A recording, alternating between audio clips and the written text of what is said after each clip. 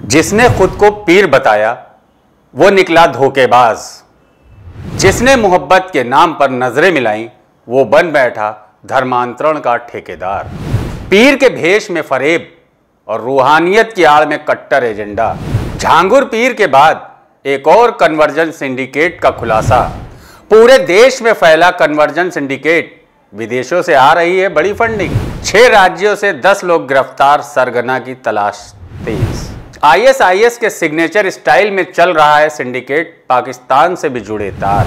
आज निचोड़ में एक एक परत खोलेंगे उस जाल की जिसे झांगुर ने बुना और वो जो आगरा से पूरे देश में फैला। नमस्कार, मैं हूं सैयद आकिल। आज का निचोड़ उन 2 चेहरों से है। पहला झांगुर पीर उर्फ जलालुद्दीन, जो खुद को पीर बताकर गरीब लड़कियों को धर्म बदलवाता था, और दूसरा आगरा से खुला देशव्यापी कन्वर्जन नेटवर्क, जिसमें आईएसआईएस जैसी संरचना पाई गई।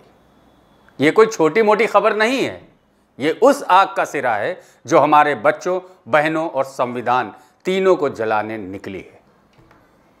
चलिए आज निकालते हैं अवैध धर्मांतरण का निचोड़। धर्म एक आस्था और निजी विकल्प है, लेकिन जब धर्म को बहकावे, डर और छल से बदला जाता है तब वो आस्था नहीं, युद्ध बन जाता है। आज हम उन्हीं 2 चेहरों की बात करेंगे। पहला चेहरा झांगुर पीर बाबा और दूसरा एक पैन इंडिया कन्वर्जन नेटवर्क जो आईएसआईएस की तर्ज पर काम कर रहा था। दोनों के पीछे मकसद एक, धर्मांतरण के जरिए समाज को घाव देना। नाम झांगुर पीर, असली नाम जलालुद्दीन, बलरामपुर में बन गया अवैध धर्मांतरण का अड्डा। चमत्कारों, झाड़ फूक के नाम पर भोली भाली लड़कियों को फंसाता था, फिर उसका नाम, पहचान और मजहब सब बदलवा देता था। झांगुर के कहने पर मजहबी रिवाजों से लड़कियों को शुद्ध किया जाता था, फिर कुछ को शादी के नाम पर मुस्लिम लड़कों से जोड़ा गया।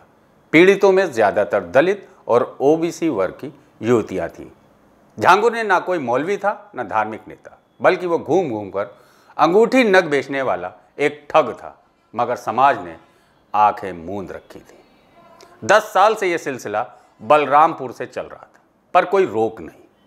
आगरा से पकड़ा गया यह सिंडिकेट सिर्फ यूपी का नहीं था, यह एक पैन इंडिया कन्वर्जन नेटवर्क था जो आईएसआईएस मॉडल पे काम कर रहा था। 6 राज्यों में फैला नेटवर्क, यूपी, केरल, महाराष्ट्र, बिहार, बंगाल, दिल्ली। 10 आरोपी गिरफ्तार जो लव जिहाद, कट्टरता फैलाने और लॉजिस्टिक सपोर्ट में बटे थे। विदेशी फंडिंग, दुबई, कनाडा और अमेरिका से सपोर्ट। 12 से 18 साल की बच्चियों को टारगेट किया जा रहा था। यूपी पुलिस के डीजीपी ने जो खुलासा किया उसके मुताबिक यूपी पुलिस ने मिशन अस्मिता के तहत अवैध धन परिवर्तन के बड़े सिंडिकेट का भंडाफोड़ किया। 6 राज्यों से 10 लोगों को गिरफ्तार किया जो नाबालिग लड़कियों को लव जिहाद, प्रलोभन और अन्य तरीकों से प्रभावित कर उनका धर्मांतरण कराते थे। जांच में इनका संबंध पीएफआई, एसडीपीआई और पाकिस्तान के आतंकी संगठनों से पाए गए हैं और इनकी फंडिंग कनाडा, अमेरिका और दुबई से हो रही थी। यह नेटवर्क आईएसआईएस के सिग्नेचर स्टाइल पर काम करता था। पैसा जुटाना, बयान बदलवाना, दस्तावेज बनवाना, लीगल सहायता देना और डराने धमकाने जैसी मौजूदा कार्रवाइयाँ चल रही थी।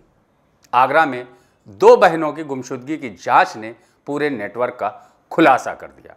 मामले में एटीएस, एसटीएफ के साथ अन्य राज्यों की पुलिस और केंद्रीय जांच एजेंसियों का भी सहयोग लिया गया। पहले सुनते हैं डीजीपी यूपी की वो बाइट जिस पे उन्होंने इस खुलासे को किया है। उत्तर प्रदेश में माननीय मुख्यमंत्री जी के नेतृत्व और मार्गदर्शन में अपराध और अपराधियों के प्रति जीरो टॉलरेंस की नीति में यूपी पुलिस पूरी तरह से प्रतिबद्धता से कार्य कर रही है।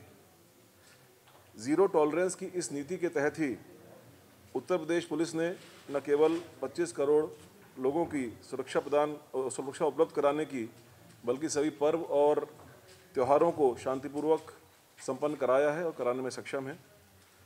सरकार के इन प्रयासों के क्रम में कुछ विशिष्ट चुनौतियां हैं जिनका सामना करने के लिए उत्तर प्रदेश पुलिस ने एक मिशन अस्मिता लॉन्च किया था, जिसमें पूर्व में अवैध धर्म परिवर्तन के सिंडिकेट के कुछ अभियुक्त गिरफ्तार किए गए थे। इसमें मोहम्मद उमर गौतम, मुफ्ती जहांगीर आलम कासमी, इनको ATS ने गिरफ्तार किया था। इसी क्रम में हाल में छांगुर बाबा उर्फ जमालुद्दीन उर्फ जलालुद्दीन के अवैध धर्म परिवर्तन के सिंडिकेट को भी उसको पर्दाफाश किया गया STF के द्वारा, और ATS के द्वारा उसकी इन्वेस्टिगेशन जारी है, जिसमें कई चौंकाने वाले तथ्य सामने आए हैं। यह अभियान जिहाद के नाम पर अंतर्राष्ट्रीय जिहादी फंडिंग प्राप्त करने, रेडिकलाइजेशन की कार्रवाई करने और राष्ट्रीय सुरक्षा में सेंध लगाने के उद्देश्य से अवैध धर्मांतरण, डार्क वेब और अन्य नेटवर्क के जरिए गंभीर अपराध करने वाले अपराधियों के विरुद्ध है। इसी कड़ी में जनपद आगरा में हाल में ही एक उल्लेखनीय कार्य किया गया है, जिसके बारे में अभी कमिश्नर पुलिस आगरा डिटेल में बताएंगे। इस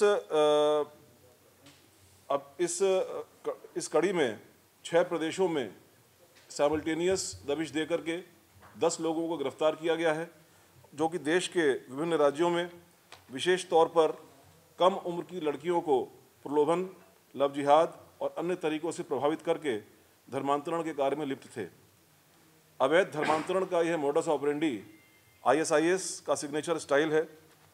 अभी तक प्रारंभिक जांच में इस ग्रुप का संबंध PFI से, SDPI से और पाकिस्तान के आतंकी संगठनों से भी होने के संकेत मिले हैं। जनपदीय पुलिस आगरा द्वारा की गई इस उल्लेखनीय कार्रवाई से इसमें अब आगे उत्तर प्रदेश की जो विशेषज्ञ एजेंसियां हैं STF और ATS, उनको भी शामिल किया गया है और आवश्यकता अनुसार अन्य राज्यों की पुलिस और केंद्रीय एजेंसी से भी समन्वय स्थापित किया जाएगा। अभी तक इसमें कनाडा, अमेरिका, लंदन और दुबई से फंडिंग के और उनके संलिप्तता के उनके वहाँ पर रह रहे कुछ लोगों के साथ में संलिप्तता के सबूत मिले हैं, जिसके आधार पर आगे की कार्रवाई की जा रही है। झांगुर पीर हो या आगरा का सिंडिकेट, दोनों लंबे समय से ऑपरेट हो रहे थे, मगर सवाल ये, इतने लंबे समय तक किसी को भनक क्यों नहीं लगी? झांगुर को पहले कई बार शिकायतों के बाद भी छोड़ा गया। आगरा नेटवर्क के लिंक PFI, SDPI और खाड़ी देशों से निकले। धर्मांतरण कानून होने के बावजूद कई जिलों में FIR तक दर्ज नहीं की गई। ये सिर्फ धर्म का मसला नहीं, ये लड़ाई विचारधारा की है।